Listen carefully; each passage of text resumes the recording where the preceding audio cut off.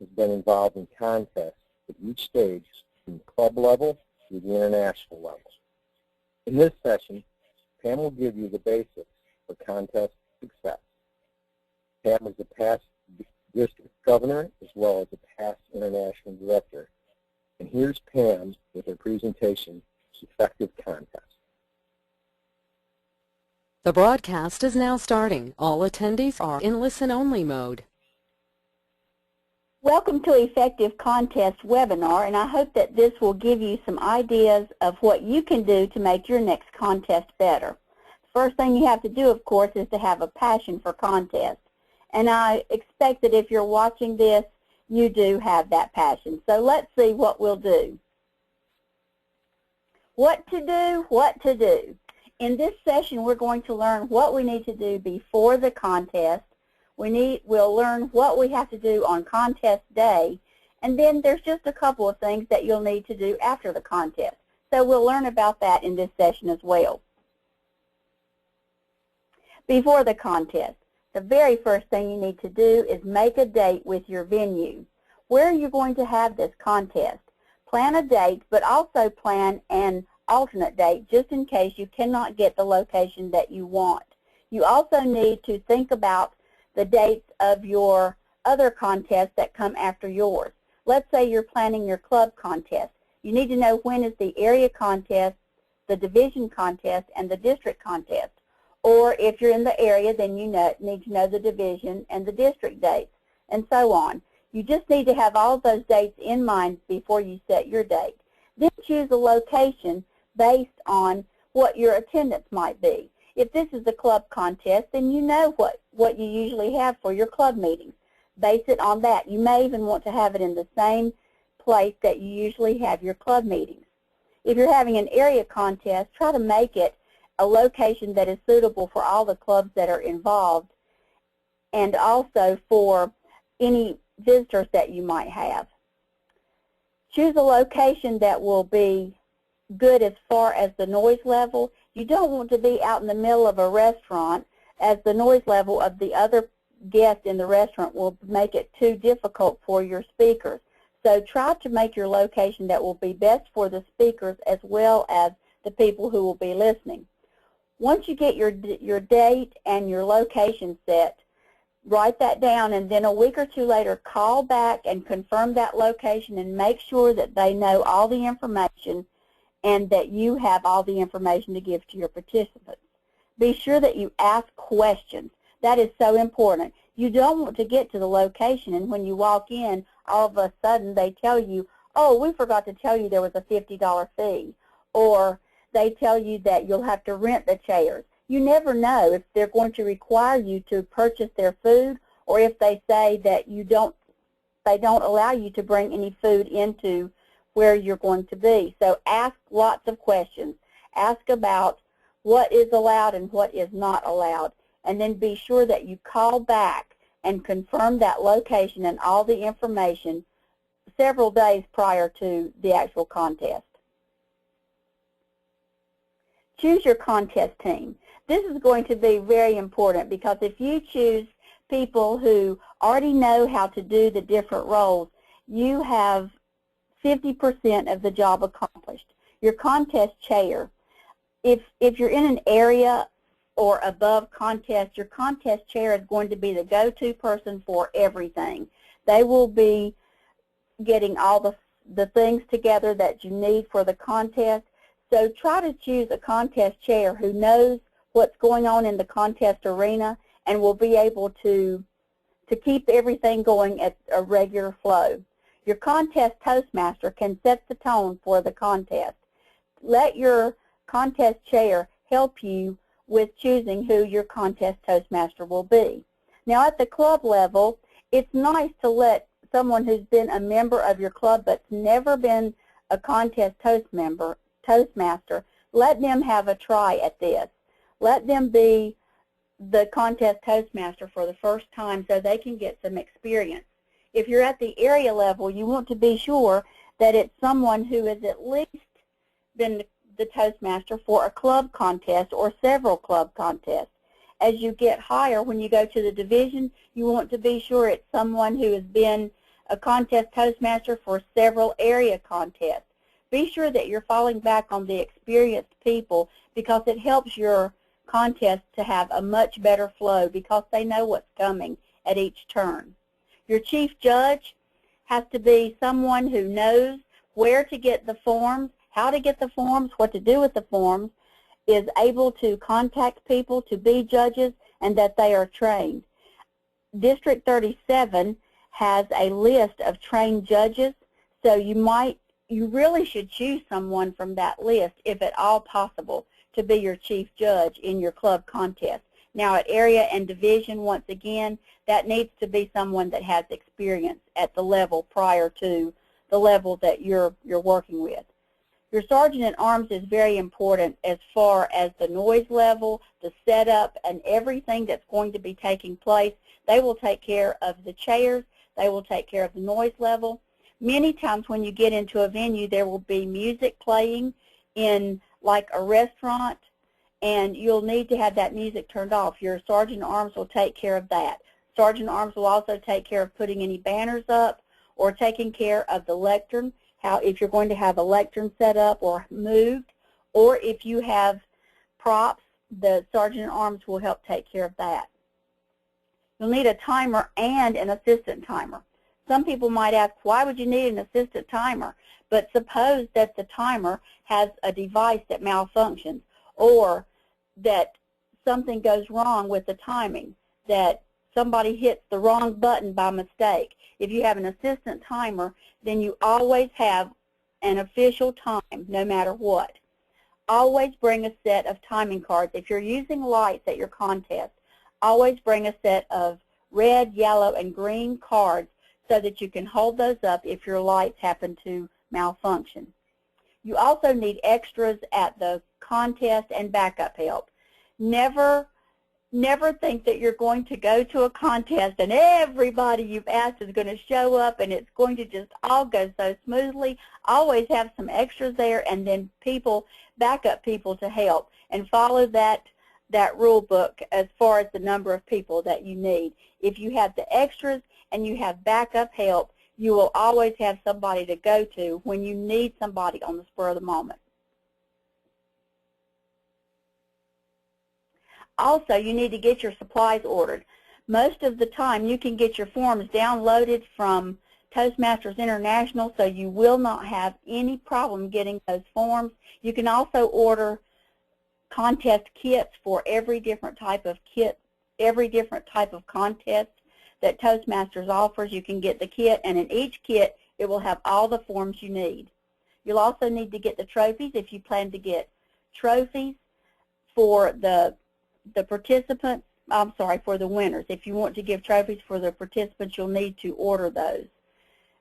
Once again, District 37 has in the past provided these for the areas and the divisions, so just check to make sure that you will have those ahead of time. If you're doing this at the club, then you'll need to be sure that you order those.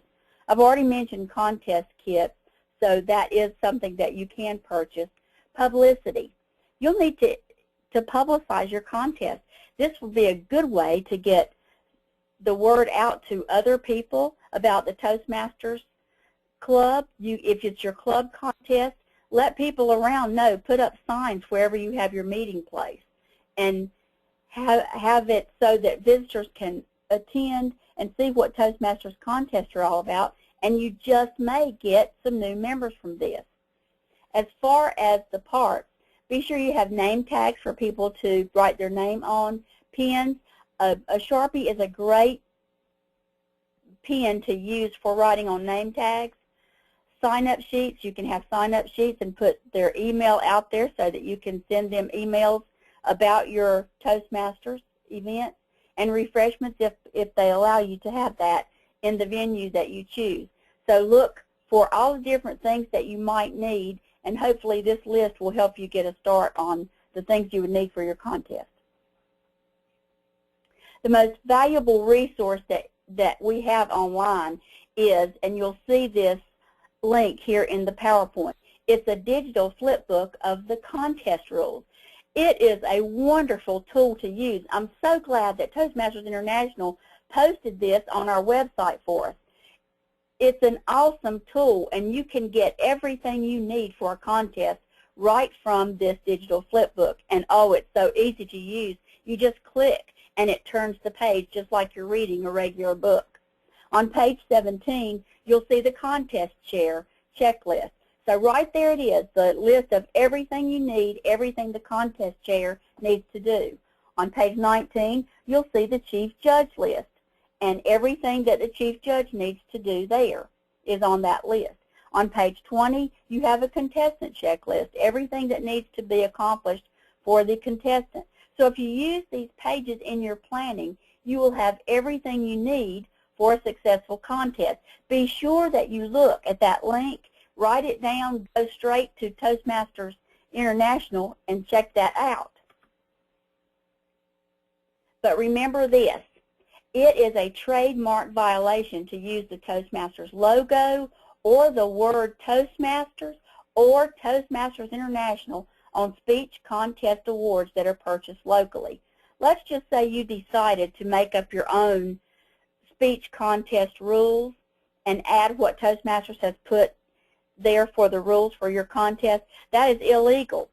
And so please use the material that is on our Toastmasters International website. If you purchase a trophy for your contestants and you put Toastmasters Area 31 contest or Area Division C contest, if you put anything on there like that that has the word Toastmasters or Toastmasters International, you have violated the use of the Toastmasters logo and words. So please, I can't caution you enough for this. You want your winners to have a trophy or a certificate that is not in violation of this trademark. So please remember to do that. Now stay in touch. This is one thing that we seem to fall short on when we plan a contest. We need to stay in touch. If your contest is going to be in March, and you've done all of the planning in January, and you don't do anything else until March, guess what? Somebody won't show up, and you will be there without the forms you need. All things will not come together. So stay in touch. And remember, everybody likes a different form of communication. Some people will prefer for you to use email, and there will be others that will do much better for you with a phone call. So stay in touch with your selected officials. All of those people on your list that are going to help with this contest, stay in touch with them. Stay in touch with your contestants. Let them know that you're excited that they're going to be in your contest. You look forward to seeing them there. Encourage them to bring guests, some of their family that might like to see them compete in the contest. Let them know that you are there for them. Stay in touch with them and your attendees. If you're doing a club contest, be sure you contact all the members of your club, even past members. Let them know that you're having your yearly evaluation contest, and they might want to come and see it. If you're at the area, be sure you stay in touch with all the clubs, divisions, so on, and the same thing with the district. No matter what your target group is, stay in touch with these people so that they will all be there at the right time, at the right place, and with the right materials. On contest day, you will be successful if you have followed the checklist in the rule book, that link that I gave you for the digital flip book. If you follow everything in that rule book, you will be just set for that contest day. If you've planned for all your contest officials, if you have the contest chair, the contest toastmaster, the chief judge, and they have recruited all the people for their jobs, you will be fine with officials. And if you've remained in contact with all of the people that are participating, you're going to be ready for a great contest. After the contest, you'll need to announce the next level of contest. People will need to know the date of that contest, the time of that contest, and the location. Remember at the beginning of this webinar, I told you that you need to find out the dates of all the contests that come after you. Well, this is the reason, because the winners need to know right then where they're going to be. let's say your first place winner already knows that they're going to be traveling for work the entire month of April, and the next contest is going to be in April. Then who's going to be there for that position? You'll have to go to your second place person. They can know that day that instead of the first place going to the contest, that they will now move into first place and represent that club or area at the next contest. So be sure that you're ready to announce that. It would be a great idea if you have your area governor at your club contest to announce that. They could stand up and announce that, or your division governor could be at your area contest and stand up and announce that. Use everybody that you can, and that way also you have more people at your contest. Make arrangements for notifying the next contest chair of the winners and include their contact information. Each level of contest needs to have that information. There are forms that have to be filled out, and it makes it so much easier for your next contest chair, your next contest chief judge, if you send them all the papers. This can easily be done by faxing, by mailing, or by handing it to them if they are at your contest. So keep all of those papers that your contestants fill out so that they can be passed on to the next person. And very much important, leave your location clean. If you leave the location worse than when you found it, they probably will never allow you to come back. Plus, you're jeopardizing the Toastmasters relationship with that venue. So please, leave your location in better condition than you found it. Put things back where they belong. Make sure you clean up after yourself, and people will have a good feeling about Toastmasters, and they'll want you to be there again if you have another contest. Thank you for attending this webinar. Remember that Toastmasters is where leaders are made. If you need me, you can certainly contact me. I'm on Facebook and probably all over the web. Please let me know if I can help you, and good luck with your next contest.